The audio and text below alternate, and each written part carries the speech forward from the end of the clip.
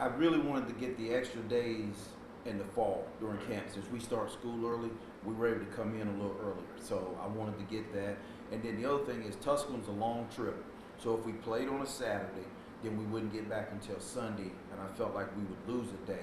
So if we play on Thursday, get back Friday, kids go to class, we got Labor Day to celebrate, and then Sunday we get back to work. So it was more about scheduling. I'm excited and pleased with where we are. We had a rough practice on Saturday. It was more mental, wasn't physical.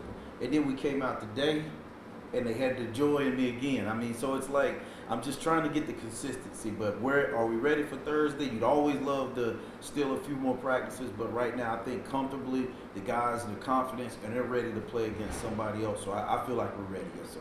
I'm excited that we're going to get on the road because now what you get to do is the kids get another bonding on the bus ride. We get a chance to clear our heads. You're not just sitting around all day waiting for it to come up on you. So I agree, getting this first one out of the way on the road is going to feel better because we get a chance to do everything together. We'll basically be, from the morning we load up until we head out and get back, we're just locked in on football. So that part of it I feel good about, that football's going to be the priority. So Tusculum's a good start for us to play against a physical football team. So I like the idea of playing somebody who you know is going to capability to run the ball.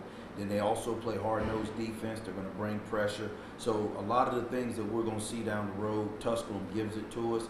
The only thing that I would say about playing a team this physical early is that we are a little banged up in a couple of positions. So I'm hoping that by Wednesday we get the green light on everybody. I think the biggest thing about Chris Perkins and the reason why he became our guy is he absorbs everything that Coach Barber and Coach Hobbs are instilling in him and what we're looking for, and that when he and I talk and we look at each other, we have an understanding. You know, the thing that we talked about on Saturday after the scrimmage was I said to him, you really got to take that offensive line and get them up to speed to where you are. And what I meant by that was those guys have a great relationship with him. They trust him. So because they have trust in him, I told him it's now time for him to become more vocal. And if he becomes more vocal, they're going to respond. I said, you'll see him moving around campus with him.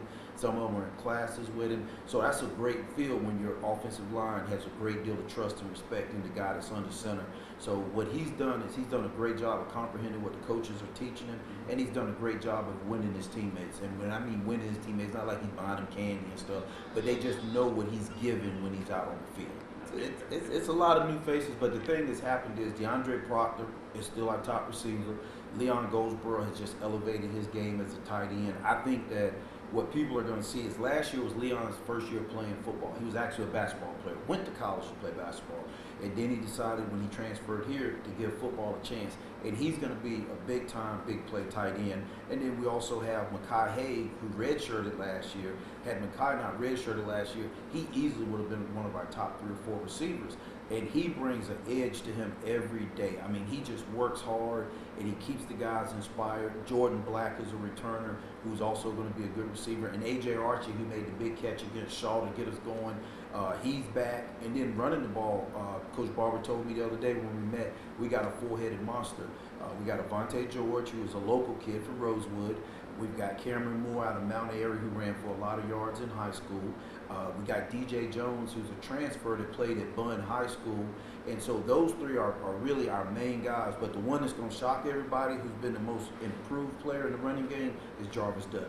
Jarvis Dudley was a part-time guy for us last year. He went out this past spring, he ran track, he lost weight, and Jarvis has become a dependable back. So we've got 4 good backs that I really feel like give us different things. And I love that DJ transferred in here with college experience because he's got 2 years left to play, and he's an explosive back.